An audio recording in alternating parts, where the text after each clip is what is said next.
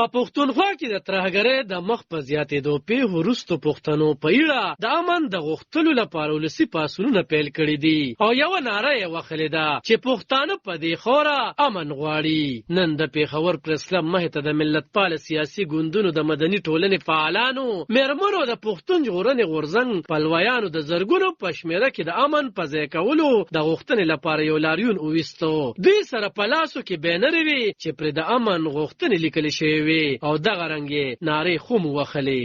موږ په خپله خاوره، موږ په خپله خاوره، موږ په خپله خاوره.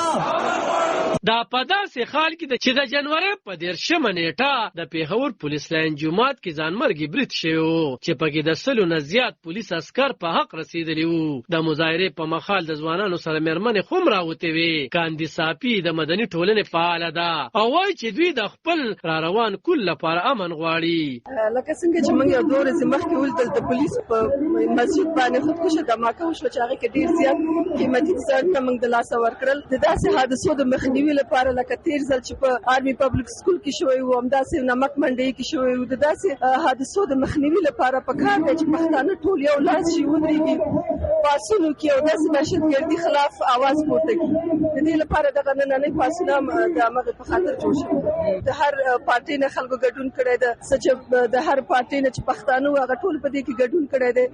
که څه موږ وګورو د پښتنو ټولنه د لږ ښځې ډېرې زیاتې د سیاسي شعور نه شاته پاتې دي، بیا هم نن موږ ګورو شته د ښځې په دې احتجاج کې ښځو ګډون کړی دی. دې غونډې ته د عوامي نېشنل ګوند میا افتیار حسین، سردار حسین بابک او د پښتون ژغورنې غورځنګ په شمول د نېشنل ډیموکراټیک موومېنټ مشر محسن داوړ خو هم راغلی وو. د عوامي نېشنل ګوند د پېښور د واټ صدر شوکت علي وایي چې د خیوات امن سره اقتصاد تړلی شوی او تر څو چې امن نه وي نو دا خیوات مخ په بره نشي تللی. چونکه پاکستان معاشي صورتحال هم ستاسو د وړاندې دی او یو ملک هله معاشي صورتحال باندې بهتر قابو حاصلولی شي تر څو پورې چې د هغې کې امن راشي او دلته تر څو پورې امن نه وي راغلی پاکستان به عمده شانتې انسټیبل به وي.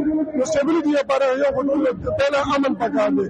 دویمه خبره دا ده چې زما بچیان سبا درته کې راپاسي او هغې لپاره امن نه وي نو هغې لپاره زه نن مخکې لاړ نه شم، زه هغې لپاره سټرایک ونه کړم نو بیا زما په پښتونولۍ باندې لعنت وي.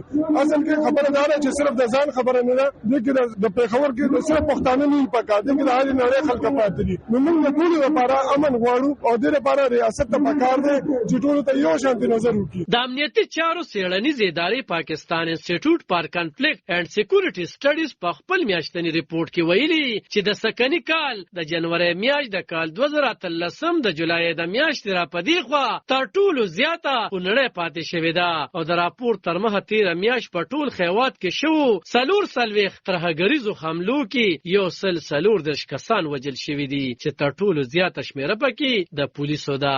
علب خان شیرپو، دلبر نیوز، پېښور. په پښتونخوا